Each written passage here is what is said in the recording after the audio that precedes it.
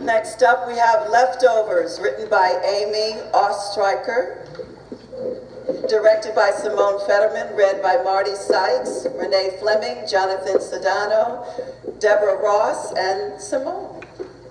Hi, I'm the director, and I just wanted to say something first. I don't know if any of you have been reading, but Bob Brustein is a famous theater critic, a very powerful man who founded the Yale School of Drama and the American Repertory Institute for Advanced Theater.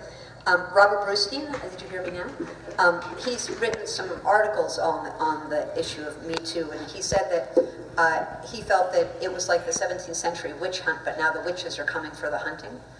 And so there's been a lot of response to this, and I was a graduate student, and I assistant taught like 6 of his classes, and he'd seen all my productions, and he made comments about my productions like that my 3 Sisters was aesthetically beautiful and directed like a woman, very subtle, and it was lesbian feminist extremism because the women didn't hug at the end, they walked off in their own separate directions.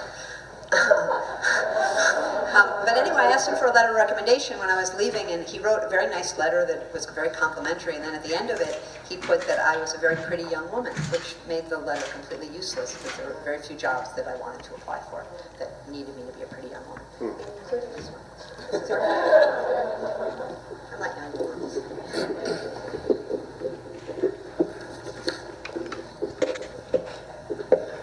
When Patty was 15, she began going to a man named Lane for vocal coaching.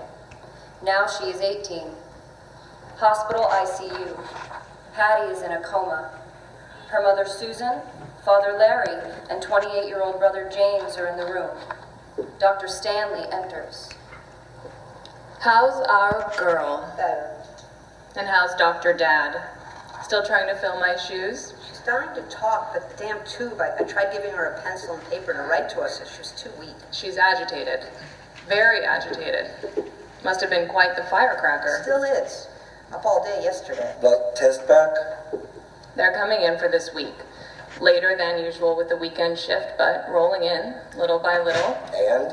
They're sorting everything out. That's good. So no labs yet? Dear, not quite. Hoping for the end of the week. Thank you, doctor.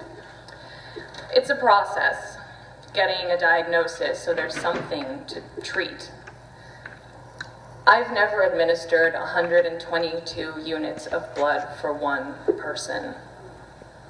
She has the whole hospital blood bank to thank for that. When her stomach ruptured, there was so much damage to her intestines, and we've never seen anything like that before. What are you thinking? The team needs more background information. You know, her health preceding this. I've been calling parents, her friends' parents. The kids are saying she kept cutting class. It was more than that, Dad. She was a basket case this year. I mean, I thought it was her bugging out with the typical senior year stress, but it never died down. She was not cutting class, Larry. We found nurses' passes in her backpack. She was complaining of stomach aches.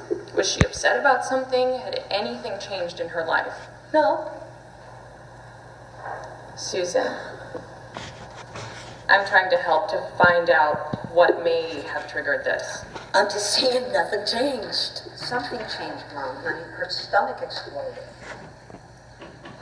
You can't treat something like this if you don't know what it is, what caused it. Right, Dr. Dad? I mean, she was always excited about school, loved learning, good grades. But she became very withdrawn, secretive. Type A perfectionism.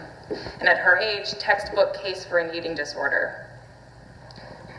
The team feels it's best to write bulimia in her charts. What? Why? With the ruptured stomach and the damage done to her intestine. She is a singer. That's something she could never do to her voice. She wouldn't even use ketchup, the acid. Phone rings. I'm still on call. Just give me a sec. Dr. Stanley retreats to a corner to quickly answer the phone. Family immediately tenses. Susan? Dr. Stanley hangs up. Okay. Sorry. Her teacher called us. Was that February, Sue? The administration was recommending that she take a couple of weeks off to rest. Just for rest. Well, yes. You mean medical leave? So she was sick before? No. Was she purging? I said no. Her esophagus is in perfect shape. Truth is, we don't know. Did she ever threaten to take her own life? Of course not. Was she pregnant? Birth control can have certain side effects. She was not pregnant. Our team is trying to save your daughter's life. Another doctor came by the other day and suggested that a genetic factor might be involved. Something that constricted the bands around her stomach. An ulcer, right, Larry? The doctor explained to us that a stress ulcer could cause severe stomach pain and... Interesting. Genetic factors would require a new set of diagnostic testing. What would that involve? A few routine CT scans. I'll put the order in. Maybe they can get her in by Friday. Wait, What is that? a note? What does it say? Mom, please, we're waiting to help you find answers. May I? Dr. Stanley takes the note from her and reads it. Larry paces in front of the bed anxiously. It's a note from Patty. Dr. Stanley reads the note. Mom, it's been hard.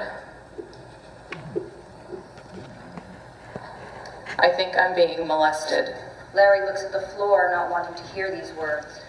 She couldn't speak it, so she wrote it. The morning after Blaine slept with me. Who is Blaine? Her Patty's voice teacher. Her 60-year-old voice teacher.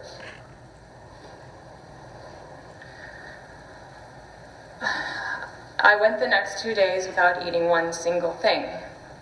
I had never done that before. It felt scary, like I was playing games with my body. I didn't know what else to do. I prayed he would change back into the holy, fatherly voice teacher I knew, but he never did. And every week, I'd lose more of myself. He was a vampire sucking the life out of me.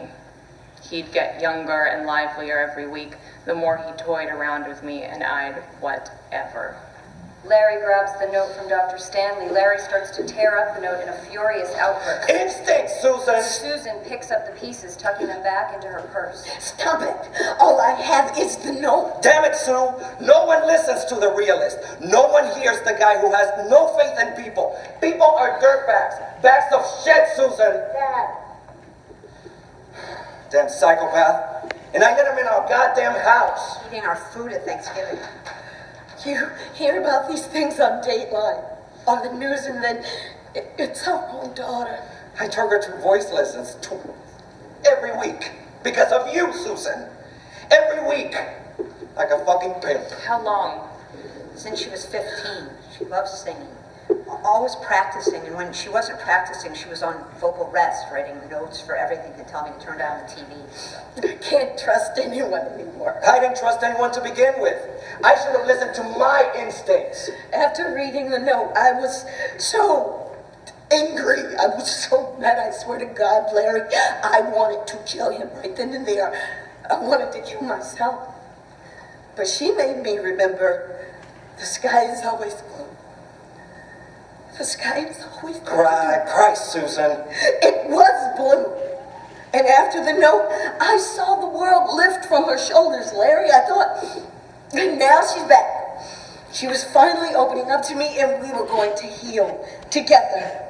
After this man had wrecked our home. We made him her godfather. Her godfather.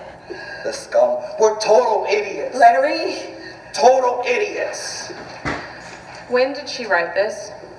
Her birthday, April. She wrote it on her birthday. And by the end of the month, we're here. Fuck me. Where are you going? I walk. You will not leave here with your pride, Larry. You will not leave here thinking you knew all along, and I was the bimbo idiot that let that predator into our home. You will not tell that story. Mom, stop. He's just upset. You are not the victim here, Larry. You loved him too. You trusted him too. We all adored him. Her teacher, her coach. I'm taking a walk.